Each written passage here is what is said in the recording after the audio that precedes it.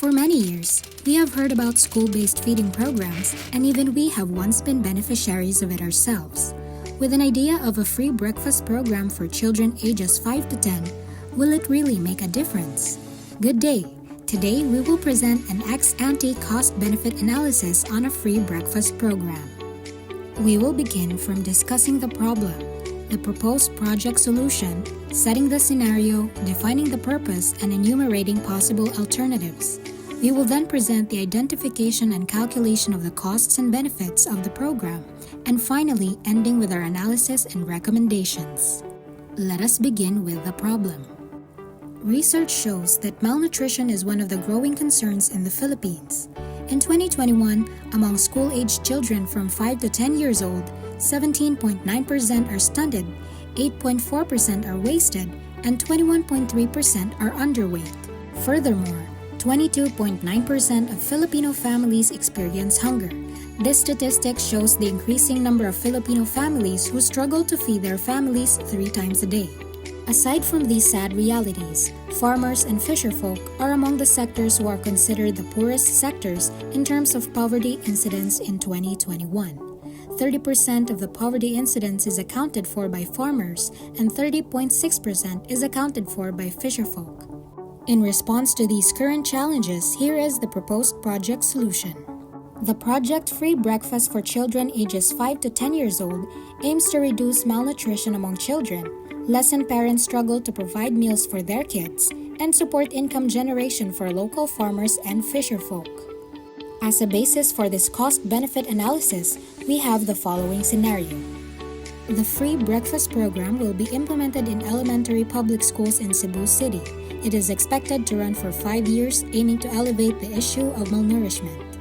With data from DepEd, Philippine Statistics Authority, and benchmarking from Kiko's plan on a feeding program, the feeding will be done 5 days a week for 220 school days in a year, and that will last for 5 years. At least 50% of the budgeted costs will be allocated for purchase of ingredients from local farmers and fisherfolk. Lastly, the population, its growth rate, and the inflation rates were also considered in the analysis. Moving on to the purpose of this analysis. The goal is primarily to evaluate its feasibility, measure impacts, and make data-driven insights that will aid in decision-making.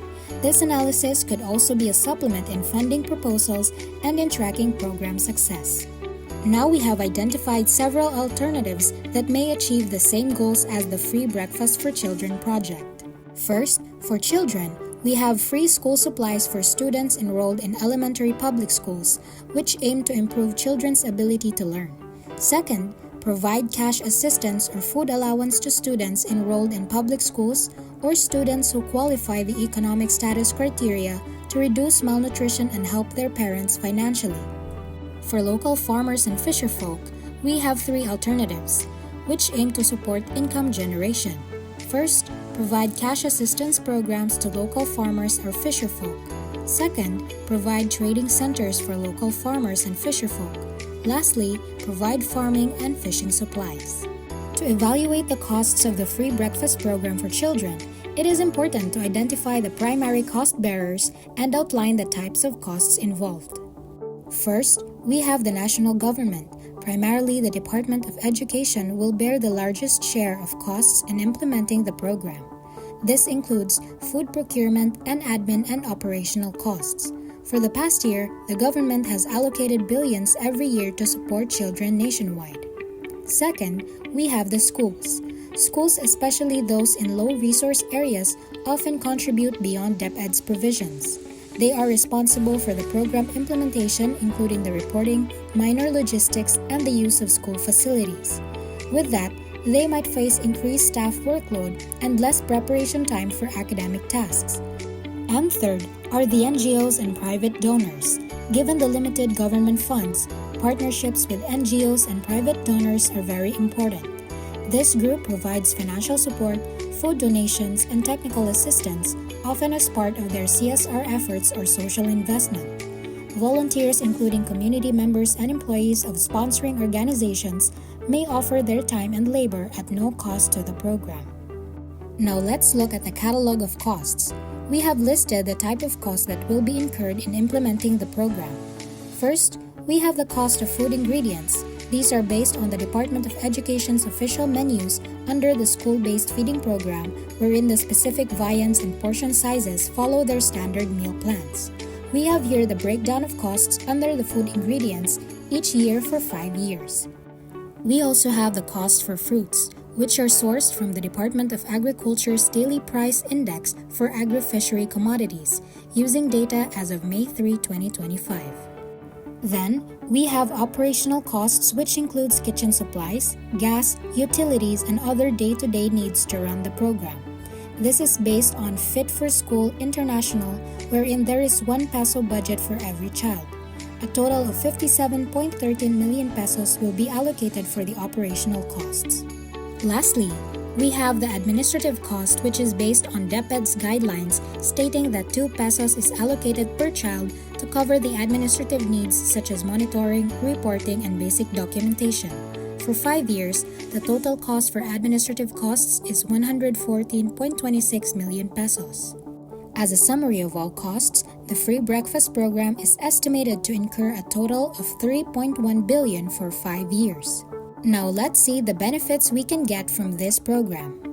The number one target beneficiary are of course the children. In 2019, as mentioned, DepEd reported that 1,836,793 kindergarten to grade 6 students were undernourished. The program to be implemented can battle the problem of malnutrition and hunger that has also been found to consequently improve overall academic performance and cognitive development. This project also benefits the parents of the beneficiary children by reducing their daily food expenses. According to a social weather station survey conducted in September 2024, 22.9% of Filipino families experience hunger. Moreover, food expenses account for 40.9% of household expenses. Thus, many families struggle to meet other essential needs. Through this project, parents or families of the children can benefit through cost savings allotted for breakfast, as they no longer have to allocate a portion of their income for the children's breakfast. This program does not only help the children and parents, but also provides additional income to local farmers and fisherfolk by allocating 50% of the total budgeted food costs to the purchase of local produce. The direct purchase of the local government will increase their profits since they do not need to go through middlemen and traders. Providing free breakfast not only benefits children, parents, and local farmers and fisherfolk, but also provides economic benefits that are beneficial to the country as a whole. First, improving children's ability to learn leads to higher academic achievement that results in better education, which creates more job opportunities and reduces the unemployment rate. Second, addressing the problem of malnutrition can contribute to economic growth as it increases productivity and decreases healthcare expenditures related to malnutrition. Reducing the financial problems of the children's families by reducing their food expenses can help reduce poverty and hunger. Lastly, providing additional income opportunities for local farmers and fisherfolk can help improve their standard of living and reduce poverty. Given these beneficiaries, we will now take a look at what specific area or factor this program affects. For the children, this will improve the children's academic performance measured by their general weighted average and also by the rate of dropouts. There are also expected job creations from the program showing potential income for the beneficiaries. For the parents of the children, this project will reduce their financial struggles in providing meals for their children. This impact can be measured by the cost savings from breakfast spending for the children. With the goal of local procurement, additional income opportunities can be expected for the local farmers and fisherfolk.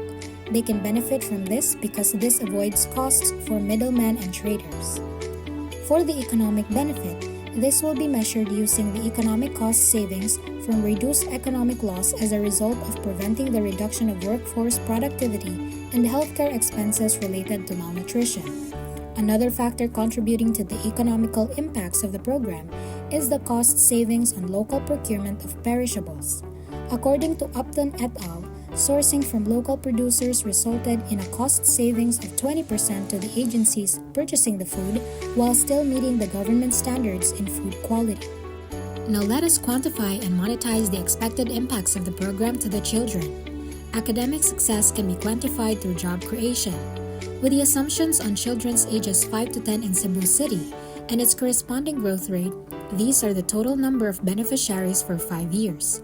According to the World Food Program, there are 1,377 job creations per 100,000 beneficiaries of a feeding program, and majority of these jobs are cooks. We will use this ratio to compute the possible job creation given the number of target beneficiaries of the program.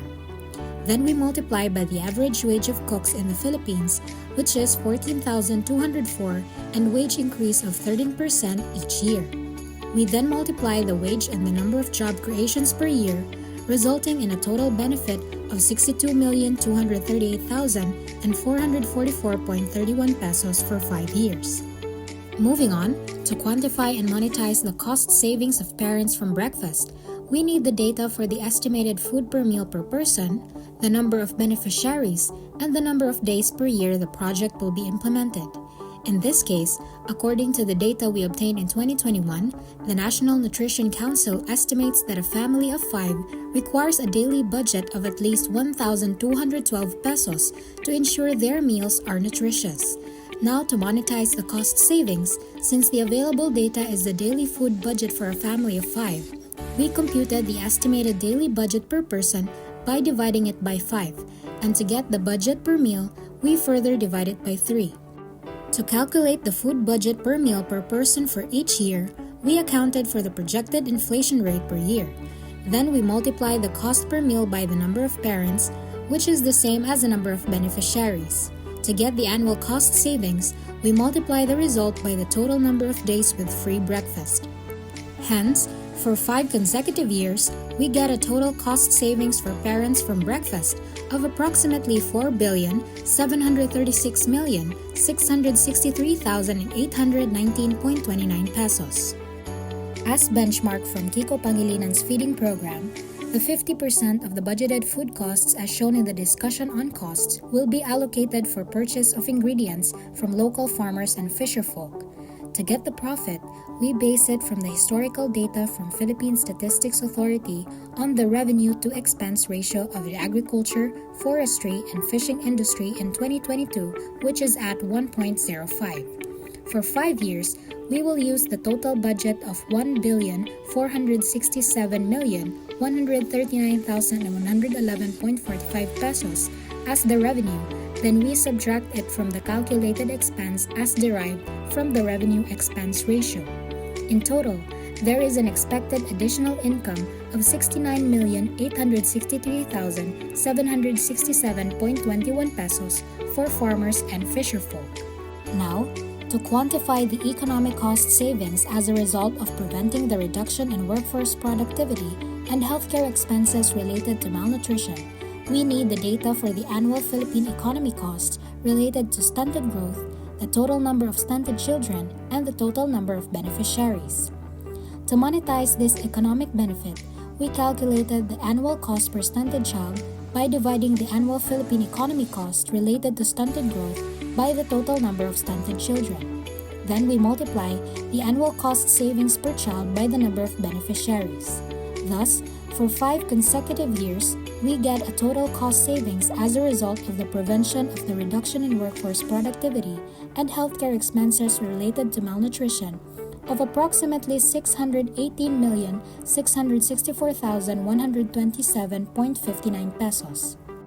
To quantify cost savings on local procurement of perishables, the government can have cost savings of 20% if they buy locally. In terms of the value, we will get this from the budgeted food costs to determine its value as there is limited data on its monetized savings. We just multiplied the total 5-year budget of 1,467,139,111.45 by 20%. Then, this brings out the possible cost savings from local procurement of perishables such as fruits, vegetables, and other ingredients, which is 293,427,822.29 pesos. Bringing everything together, The total expected benefits of the program for 5 years is 5,780,857,980.70 pesos. Here is the summary of the total costs and benefits, which give a total net benefit of 2,675,186,880.98 pesos for 5 years. Hence, the free breakfast program is economically viable since the benefits outweigh the costs. Now that all of the values for costs and benefits are ready, let's solve for the present values, the net present values, and the economic internal rate of return and perform a sensitivity analysis. In solving the PV and NPV, we used a 5.5% rate based on the central bank's policy meeting in April 2025. For the period, we will be using 5 years since the project will last for 5 years from 2025 to 2030. First, we computed the present value of both costs and benefits using the following discount rate. Over the 5-year period, the net present value of costs amounted to 2.64 billion pesos, while the net present value of the benefits is 4.91 billion pesos. The net present value of the net benefit of the free breakfast program is 2.25 billion pesos. The economic internal rate of return for this project is 24.10%, which means that the project is economically viable given that the EIRR is larger than the cost of capital, which is 5.5% as mentioned earlier. Now for the sensitivity analysis, we compare the base case and the case of increasing the project cost by 20%. The results show that the benefits still outweigh the costs, even after increasing the cost by 20% and holding the benefits constant. This gives a total net benefit of 2,054,052,661.03 pesos. For the present values, the cost has increased to 3.17 billion pesos, benefit is 4.91 billion pesos, and the net benefit becomes 1.74 billion pesos. Increasing the costs by 20% would give an EIRR of 16.08. Hence, the project is still economically viable even after increasing the costs by 20%, given that an EIRR of 16.08 is still larger than the cost of capital, which is 5.5%. Lastly, we have the conclusion and recommendations. Our analysis shows that the program is economically feasible. The total benefits over 5 years significantly outweigh the costs, leading to an economic internal rate of return of 24.10% for the base case and 16.08% EIRR for increasing the costs by 20%. This means the program will yield a positive economic return considering current conditions. With this, we recommend the following. First, we suggest that the free breakfast program should be implemented in elementary public schools in Cebu City. Furthermore, other public schools in the country should consider implementing this program. However, to ensure that the project will remain feasible through the years, we suggest that continuous evaluation of the program's design and cost structure, which includes finding more cost-efficient procurement and storing strategies without compromising the quality of the meals, should be done. Then, the project could be gradually improved over time by focusing on specific areas each year. For example, in Year 1, efforts can focus on logistics and reducing food waste. In Year 2, more parent or community engagement to build more public support and possibly attract more resources. Lastly, we highly recommend strengthening public-private partnerships. By actively involving private companies, NGOs, and volunteer groups, the city can share the financial burden. Many are willing to support and contribute to child welfare initiatives, and leveraging it can sustain the program without sacrificing its full reach. These are the following references used to support the data in the analysis. That concludes our report. Thank you for listening.